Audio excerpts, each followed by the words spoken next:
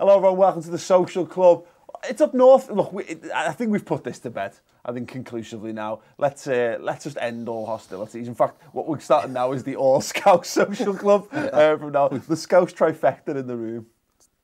It's the Northern Quarter. Is that the name, what we're going with? I think it is. I think we are the Scouts trifecta. Okay. I mean, you could drop Pajak in, and I'm sure the YouTube commenters would agree.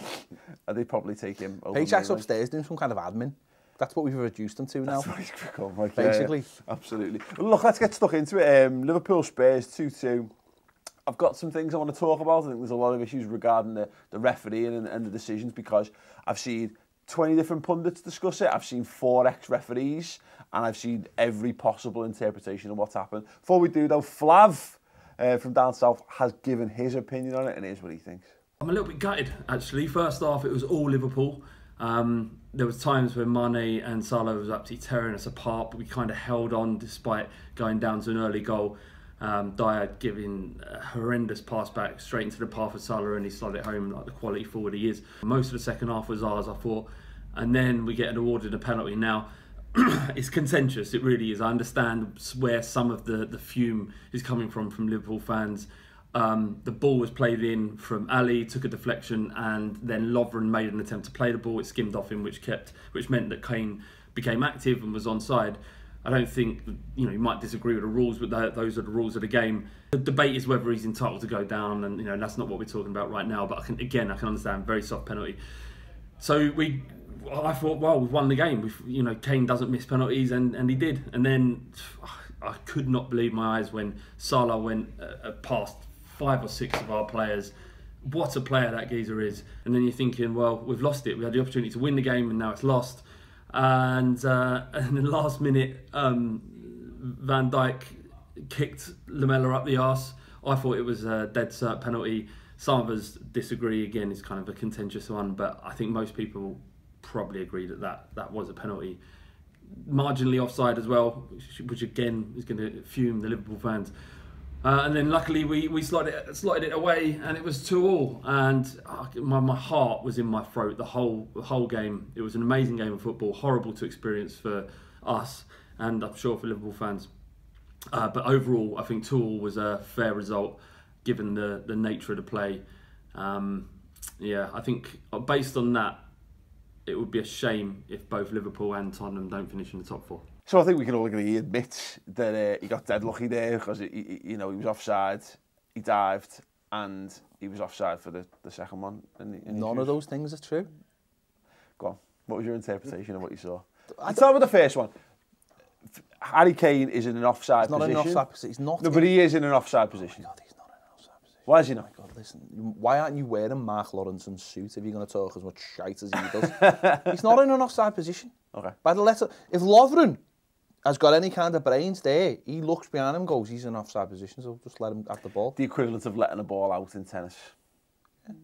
Yeah. But he doesn't. He goes to kick the ball, and once he goes to kick the ball, Harry Kane, whether you like it or not, whether I like it or not, whether anyone likes it or not, is onside. Okay. It's debatable whether the goalkeeper touched him. I will give you that.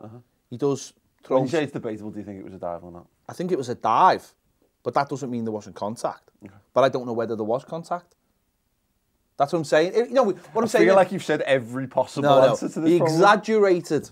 Turned into the weatherman here. Just give every type of weather to cover yourself. I don't watch the weather. He's exaggerated the fall. I don't know whether there's contact, but he's definitely not offside. Can we put that to bed right now? Should we put it to bed right now? Yes, because it's not. Why? See, this is what happens in football too often, right? Rather than talking about what really happened, people want to go off on tangents about whether that should be. No, listen and learn, right? People want to talk about whether it's right, whether he was offside or not. It doesn't matter. Yeah. They're the laws. Yeah. We'll come and deal with them at another time. When we're talking about this right now, he is onside. Okay, so let's talk about the laws. Yeah, because he's offside. He's not, though.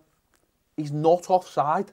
The point is, I get it, and I think it's made less clear cut by the fact that I think if Lovren deliberately passes it back to Karius, and it gets cut out because he's a moron, and I'm not saying because he has those in him. Then I think it's a lot more understandable. I think to be penalised for that, I think is mad, because if you could play those percentages if you wanted to by leaving someone offside and booting it towards a defender, and if there's a miss kick, if your guy becomes it's this new interpretation. And to be fair, I don't think it was made clear at the start of the season enough, but this notion that you're not offside until you touch the ball. I've seen too much of that. I'm not a big fan. I'm just not a big fan of that interpretation, regardless of whether it's used or not. That's fine, but it actually is the law. No, but I think the law is if it's intentionally touches the player. It does. No. Yeah, Lovren goes to kick it. No, it's the way he's playing. It's not a back pass. No, it doesn't matter about whether it's a back pass. No, Lovren goes to kick it. Leave me the law. You've got the law there. What soon does as it say? Lovren, a player in an offside position receiving the ball from an opponent who deliberately plays the ball is not considered to have gained an advantage. there you go. You deliberately tried to play that wasn't the... It doesn't matter how you want to interpret the laws. Lovren tries to kick the ball. Therefore, as soon as he tries to kick the ball and does kick the ball, he brings Harry Kane on side. I'm not saying that's right by any means, but the ref knows that and the players know that. Well, what's highlighted by all this as well is that Jon Moss clearly had no idea that Lovren had kicked the ball, which is another point of it. That's not the most worrying thing. Go on, what's the most The worrying most worrying thing is the linesman asking whether the fourth official had seen it on TV. That's the most worrying thing about the whole thing. Forget about anything else. They mentioned it briefly on Match of the Day 2 about this, and it was sort of like, well, that doesn't matter. It does matter, because what that says to me is that people are looking at these video screens that we're told that they're not supposed to. Yeah. Therefore, it makes an absolute nonsense of anyone who criticises VAR. But shouldn't in my opinion, the fourth official should be sat there looking at it anyway. But he's not allowed to. Because nobody should be. That's where it's wrong. Because if you go into it, what are you going to a fourth official for? What's Jon Moss, for argument's sake, going, or the linesman to the fourth official? Did Lovren touch that ball? If he stood on the halfway line to separate Klopp and Pochettino, if he sat there looking at it again, then go to him and get the correct decision. But if you're asking a fella 50 yards away, if he can see it, But he's not got a fucking clue here, mate. Any help? That's what I mean. Well, what he's saying is, did he see it on the TV? Well, where's the TV? Well, they have TVs, don't but they? he's not supposed to. No, exactly. But he should. This goes back to, like, remember when they were showing, like, replays in the ground and everyone could see an incident, and the refs were like, and I think one of the refs actually said, I am not allowed to, like, take any advice from that screen. It makes a joke of the whole thing. If there is a system there, I mean, the whole going to consult a linesman makes a joke of the whole VAR thing and not using VAR, because surely that's all it is. It's just another person's opinion. We spoke about this numerous times. The second pen actually is better for highlighting VAR, because Jon Moss waves it away. You actually see him go, no, get up. And the linesman is so adamant that it's a penalty that he gives the penalty.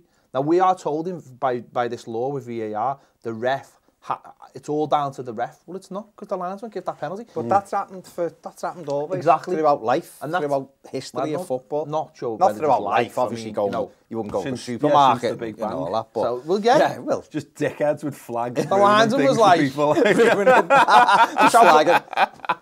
out for the moon. But what it says with VAR is that the person at the end should be able to make a judgment, and that ref should be able to stand by it, which would make VAR quicker, which would make us all accept it, which would make these incidents a lot clearer. Yeah, I mean the second one though, because I again real time, I thought it was a penalty, and I thought when I saw the referee go, I was like, thank fuck for that. We've got away with one. But then you watch it back, Lamella's offside as well. The ball gets flicked on, and he is from the throw-in. It gets flicked on, and he's offside. So it's another one where VAR actually might rule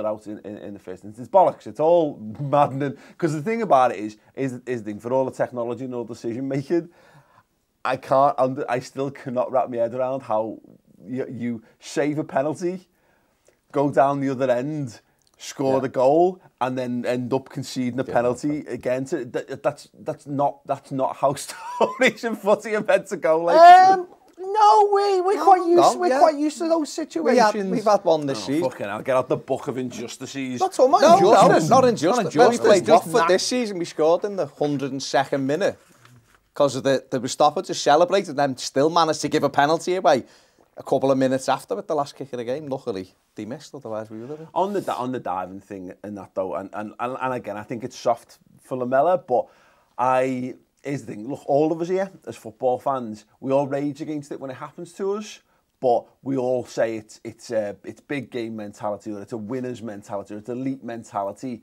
If our players buy important decisions in football matches, they are the difference between teams that are right at the top end of footy and the ones that... But for me, it was a penalty in as much that there was contact, wasn't it?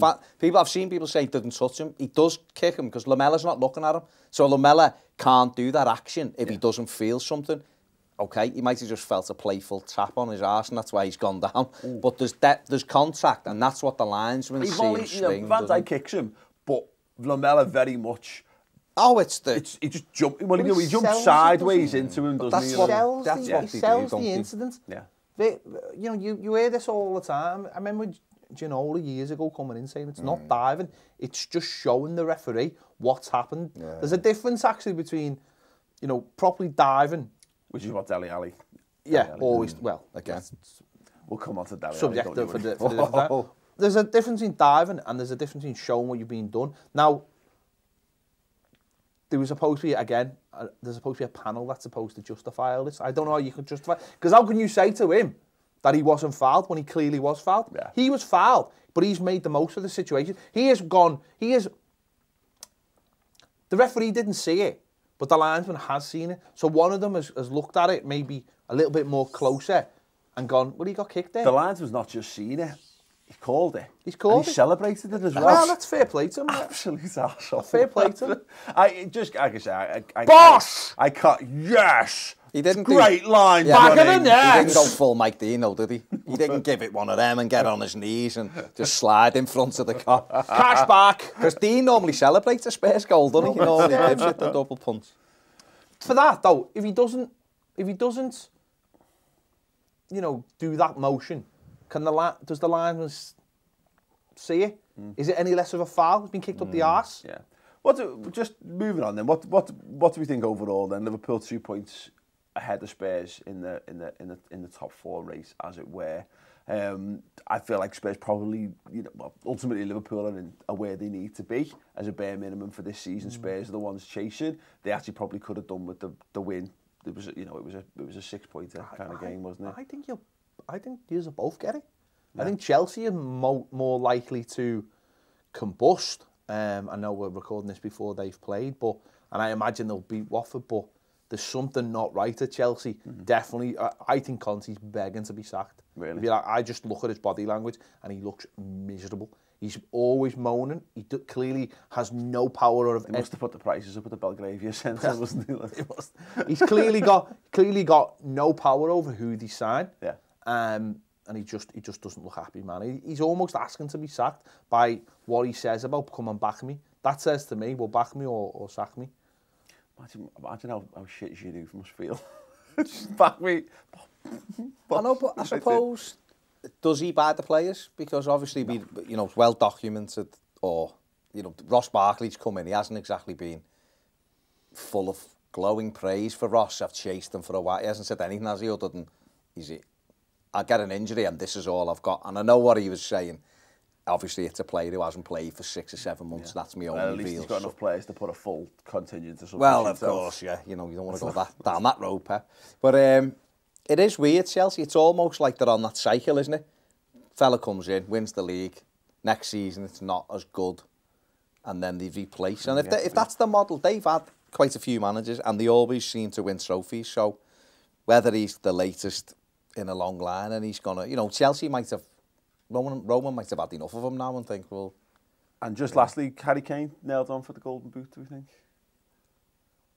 I don't know, because how many Salah behind him? Well, Salah's got 21 in 25 in the league so far this season, and I think, is Kane on 23? 22? 20, yeah.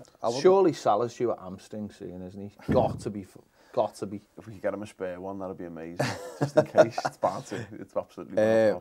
Well, he normally, players who are that explosive normally end up with a little bit. ping But he's too. been, I wouldn't say nailed on, because Salah's been absolutely so brilliant. That's the fewest appearances of any Liverpool players to reach 20 goals in the Premier League, and Kane's the second fastest to 100 Premier League goals after Alan Shearer. I think what it says is the Premier League shit, isn't it?